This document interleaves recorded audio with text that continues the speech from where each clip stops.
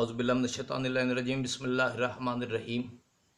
हम्द व सना अल्लाह रब्बुल इज़्ज़त की बारगाह में कि जो हर लिहाज से लायक हम्द व सना ज़ात है, और दुरूद व सलाम उस मुतहर घराने पर कि जिसकी कुर्बानी के नतीजे में अल्लाह का ये दीन मुबीन जिसका नाम इस्लाम है, ये यजीदियत के शर से महफूज रहा और सही सलामत इंसानियत तक पहुँचा। सबसे पहले तमाम सामीन को सागर नकवी का सलाम पहुँचे। सामीन कराम, हर ज़ालिम की ये फितरत रही है, जबिलत रही है कि उसे मज़लूम के हक़ में होने वाला हर काम अजियत देता है, तकलीफ़ देता है। चाहे वो मज़लूम की मदद हो, मज़लूम के हक़ में आवाज़ बुलंद करना हो, या मज़लूम पर होने वाले जुल्म के ख़िलाफ़ एहतजाज हो, ये ज़ालिम को भी और ज़ालिम के हामी को भी तकलीफ़ देता है, अजियत देता है। लिहाजा हर ज़ालिम और उसके हामी की ये कोशिश रहती है कि किसी तरह से लोगों को मज़लूम के हक़ में बोलने से, आवाज़ बुलंद करने से या मज़लूम की मदद करने से किसी तरीके से रोका जाए। तो इस तरीके से कई तरह के हीले और बहाने इस्तेमाल किए जाते हैं मज़लूम की मदद से रोकने के लिए लोगों को। मिसाल के तौर पर कभी ज़ालिम को हक़ पर कहना, कभी मज़लूम को गलत कहना। अगर ये हीले बहाने कामयाब ना भी हों तो फिर एक और काम किया जाता है, फिर उन आवाज़ बुलंद करने वालों पे जुल्म सितम किया जाता है कि किसी तरीके से डर के ये मज़लूम की हिमायत करना छोड़ जाए। अगर इससे भी काम ना बने तो फिर उन हामियों पे इल्ज़ामात की बारिश की जाती है, तौहीन की जाती है, किरदार कुशी की जाती है। अनफॉर्चुनेटली यही काम फर्जंद रसूल हज़रत इमाम हुसैन सल्लल्लाहु अलैहि और उनके चाहने वालों के साथ यजीद के हमदर्दों ने की है। पहले यजीद को हक पर साबित करने की कोशिश की गई, लेकिन फर्जंद रसूल सल्लल्लाहु अलैहि वसल्लम के हक में आवाज़ें इतनी बुलंद थीं कि ये यजीद को हक पे साबित करने वाली जो आवाज़ थी ना, ये दब के रह गई, दम तोड़ गई। उसके बाद फिर इमाम हुसैन अलैहिस्सलाम के हवाले से कि इक़्तिदार के लालच में आए थे। गलती क्योंकि इस घराने को अल्लाह रब्बुल इज़्ज़त ने आयत ततहीर इस घराने की शान में आई है। गलती इनके हवाले से इस्तेमाल हो नहीं सकती। गलती का लफ्ज़ ही अब्स है इस घराने के हवाले से इस्तेमाल करना। तो फिर कहा कि लालच में, इक़्तिदार के लालच में आए थे और ये दो शहजादों की जंग थी। ये आवाज़ भी दम तोड़ गई आज़ादारों की, लबैक या हुसैन, हक हुसैन की सदाओं में। तो फिर आज़ादारों ने मज़लूम करबला पे फिर जुल्म सितम की इंतहा कर दी गई। लेकिन फिर देख के हैरान रह गए कि लाशें उठा रहे हैं, जवानों की, बच्चों की, औरतों की लाशें उठा के भी लबैक या हुसैन, हक हुसैन की सदा बुलंद है। ये रुकने वाले नहीं हैं, ये हुसैन के हक में बोलने से रुकने वाले नहीं हैं। तो फिर क्या हुआ? फिर इल्ज़ामात की बारिश हो गई। कितने इल्ज़ामात अगर गिनवाने बैठ जाऊं तो मेरे ख्याल में बहुत बात आगे निकल जाएगी। एक गिनवा देता हूं कि ये कूफा वालों की औलादें हैं। इनके अजदाद ने सैयदना इमाम हुसैन सल्लल्लाहु अलैहि को कत्ल किया था, धोखा किया था इमाम के साथ, लिहाजा ये उनके औलादें हैं। अब ये पछतावे में रो रही हैं, ये शर्मिंदगी में नुहकना है, मातम गुना। अच्छा,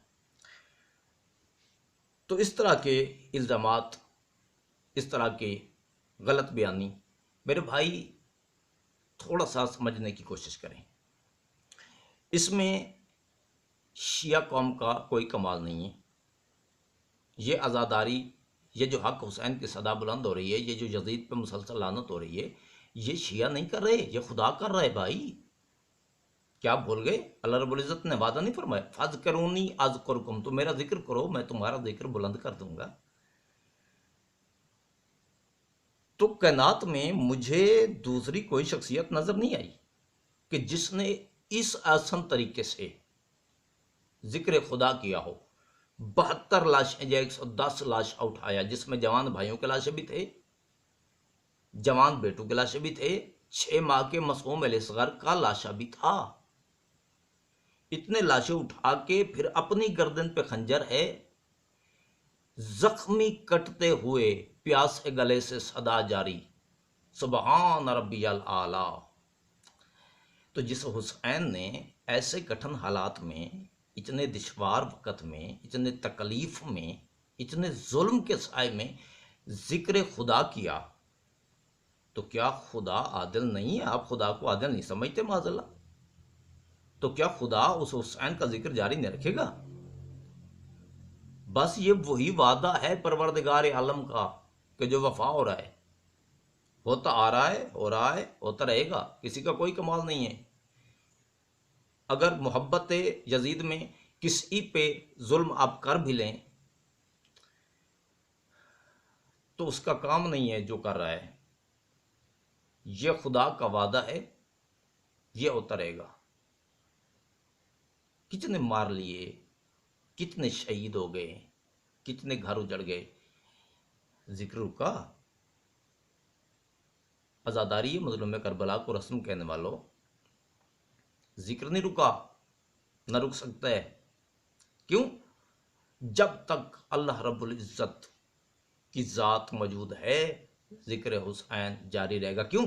آخری سانس تک حسین نے خنجر کے نیچے ذکر حسین کیا۔ تو کسی پہ الزام لگا کے، کسی کو برا بھلا کہہ کے، کسی کی توہین کر کے کچھ ہاتھ نہیں آنے والا۔ وہ عادل ذات ہے، وہ اپنا وعدہ نبھا رہا ہے۔ یہ عزاداری، یہ ماتم، یہ ذکر حسین، یہ یزید پہ لعنت، یہ جاری رہے گی، یہ چلتی رہے گی، اسے کوئی روک نہیں سکتا۔ لاکھ کوششیں کی گئیں روکنے کی، جاری ہیں، کوششیں جاری رہیں گی، یہ ذکر نہیں رکنے والا۔ اچھا، اب الزام لگایا جاتا ہے کہ یہ کوفہ والوں کی اولادیں ہیں، انہوں نے، ان کے اجداد نے حسین علیہ السلام سے دھوکہ کیا تھا، بلایا تھا، پھر گئے تھے، لعنتی ہو گئے تھے، تو اس لیے یہ ان کی اولادوں پہ اللہ کا عذاب ہے کہ جب ماتم کر رہے ہیں، یہ یا حسین کی صدا بلند کر رہے ہیں، یہ حق حسین کہہ رہے ہیں۔ میرے بھائی چلیں، کوفہ والوں نے بے غیرتی کی، لعنتی ہوئے، امام کو بلایا، ساتھ چھوڑ دیا، عہد شکنی کی، تسلیم، لعنتی ہو گئے نا۔ لیکن ایک بات میں یہاں پہ کرنا چاہتا ہوں، یہ جو لعنتی لوگ تھے نا کوفہ والے، انہوں نے امام علیہ السلام کو بلایا تھا، وعدے بھی بڑے کیے تھے ساتھ دینے کے، بیعت کا وعدہ بھی کیا تھا امام سے، لیکن جانتے ہیں اس وقت کے پوری سلطنت اسلامیہ میں سے یہ واحد لوگ تھے جنہیں روکنے کے لیے یزید کو محنت بڑی کرنا پڑی تھی۔ مدد امام سے روکنے کے لیے ان لوگوں کو، یعنی کوفہ والوں کو، ان لعنتیوں کو روکنے کے لیے یزید کو محنت بڑی کرنا پڑی تھی، گورنر تبدیل کرنا پڑا تھا، لشکر بھیجنا پڑے تھے، خرچ کرنا پڑا تھا، قتل کے ڈر سے، گھر اجڑنے کے ڈر سے لوگ پھر گئے تھے، کوفہ والے لعنتی ہو گئے تھے۔ ظاہری بات ہے، ہر کسی میں اتنا کلیجہ نہیں ہوتا کہ حق کے لیے اپنا بستہ گھر اجاڑ دے۔ یہ آل محمد کا کلیجہ ہے، یہ آل محمد کا حوصلہ ہے، یہ آل محمد کا شیوا ہے۔ ہر کسی کا کام نہیں ہے یہ، ہر کسی میں اتنا حوصلہ، اتنا دم نہیں ہوتا۔ ڈر گئے تھے، امام کو چھوڑ دیا، لعنتی ہو گئے، ٹھیک ہے۔ کوفہ والے ایک سائڈ پہ ہو گئے اور امام علیہ السلام آسانی سے کربلا میں شہید کر دیے جاتے ہیں، ٹھیک ہو گیا۔ اب میں یہاں پہ سوال رکھنا چاہتا ہوں کہ کوفہ والے لعنتیوں کے ایک سائڈ پہ ہو گئے، ان لعنتیوں کو ایک سائڈ پہ رکھیں، کیا اس وقت مسلمان صرف کوفہ میں رہتے تھے؟ کوفہ کے علاوہ مسلمان اور کہیں نہیں بستے تھے؟ جہاں تک مجھ حقیر کی ریسرچ ہے نا، میں جانتا ہوں اس وقت کی وہ سلطنت اسلامیہ کے جس کا ولی عہد یزید بنا تھا، جس ٹائم میں یزید کے ہاتھ میں ولی عہدی آئی، اس وقت کی وہ سلطنت اسلامیہ آج کے 57 ممالک پہ مشتمل تھی۔ 57 ممالک، سارے مسلمان تھے۔ کوفہ والے لانتے ہوئے ایک سائڈ پہ رکھ دو، یہ باقی کدھر گئے تھے؟ جبکہ فرزند رسول صلی اللہ علیہ وسلم جب کربلا کے میدان میں آتے ہیں تو نبی کے بیٹے کے ساتھ یا 72 یا 110، یہ دو روایات ہیں، یہ عدد ہیں۔ اتنے ہی نفوذ تھے جو نصرت امام علیہ الصلوۃ والسلام کے لیے امام کے ساتھ تھے۔ تو کیا 57 ممالک پہ، اس وقت کے 57 ممالک پہ مشتمل اس وقت کی سلطنت اسلامیہ میں کوفہ والوں کے علاوہ مسلمانوں کی تعداد 72 یا 110 تھی؟ اگر 110 یا 72 سے زیادہ تھے تو وہ کدھر گئے تھے؟ امام کے ساتھ شہید ہونے والوں کی تعداد 110 یا 72، یعنی 72 سے 110 تک کا فگر ہے، جس میں امام علیہ الصلوۃ والسلام کے اپنے خاندان کے لوگ بھی شامل ہیں۔ تو باقی کدھر گئے تھے؟ اگر کسی کو نہیں پتا تو میں حقیر بتا دوں، اتنی بڑی سلطنت اسلامیہ کے ولی عہد کے عہدے پر یزید کا فائز ہونا اس بات کا ثبوت اور دلیل ہے کہ اسے جمہور کی بیعت نصیب ہوئی تھی۔ تمام مسلمان بیعت کر چکے تھے، کس کی؟ سفیان کے پوتے کی۔ کس کو چھوڑ کے؟ فرزند رسول امام حسین علیہ الصلوۃ والسلام کو چھوڑ کے۔ اور یہ حسین ہے کون جس کے بارے میں نبی نے فرمایا الحسن والحسین سید شباب اہل جنہ؟ یہ جو حسین علیہ الصلوۃ والسلام ہے نا، یہ جوانان جنت کا سردار ہے۔ تو جنت کے سردار کو چھوڑ کے امت کدھر گئی؟ یزید کا ولی عہد بن جانا اس بات کا ثبوت ہے کہ جمہور کی بیعت اسے مل گئی تھی۔ اچھا، اگر کوئی کہے کہ بیعت نہیں کی، اس کا بھی میں جواب دے دیتا ہوں۔ اگر کوئی بزید ہو جائے کہ نہیں بیعت نہیں کی تھی، تو میرے بھائی جس نے بیعت نہیں کی تھی اسے تو کرب و بلا جیسی تکلیف اٹھانی پڑی، اسے تو کرب و بلا سہنا پڑی، چاہے وہ محمد کا بیٹا کیوں نہیں تھا، چاہے وہ محمد کے بیٹے کا حبدار کیوں نہیں تھا۔ تو باقی مسلمانوں کی حیثیت کیا رہ جاتی ہے؟ تو جب محمد کا بیٹا بیعت نہ کرے، اس کا کوئی ساتھی بیعت نہ کرے، تو اسے کرب و بلا سہنا پڑے۔ تو باقی مسلمان بیعت بھی نہ کریں اور بال بھی بی کا نہ ہو، یہ کیسے ہو سکتا ہے؟ جس نے بیعت نہیں کی وہ تو اجڑ گیا، اس نے تو تکلیفوں کے پہاڑ سہے، مصائب کے پہاڑ سہے۔ امان میں وہی رہا، اسی کی نسلیں رہیں جس نے بیعت کر کے یزید کا ہاتھ مضبوط کیا۔ اچھا، تو اب الزام یہ ہے کہ یہ جو عزاداران مظلوم کربلا ہیں یہ کوفہ والوں کی اولادیں ہیں، اور یہ اپنے اجداد کے کیے ہوئے عمل، یعنی عہد شکنی امام حسین علیہ الصلوۃ والسلام سے جو انہوں نے کی تھی اور امام علیہ الصلوۃ والسلام کا ساتھ چھوڑا تھا، تو یہ ان پہ اللہ کا عذاب ہے۔ یہ شرمندگی میں ماتم کر رہے ہیں، یہ شرمندگی میں چیخ رہے ہیں۔ چلیں، ویسا ایسا ہے نہیں، ایسا کچھ نہیں ہے میرے بھائی۔ چلیں تھوڑی دیر کے لیے میں آپ کی بات مان لیتا ہوں کہ کوفہ والوں نے عہد شکنی کی امام سے دھوکہ کیا لانتے ہوئے، ان کی اولادیں آج ماتم کر رہی ہیں، رو رہی ہیں، چیخ رہی ہیں، ہائے حسین کی صدا بلند کر رہی ہیں۔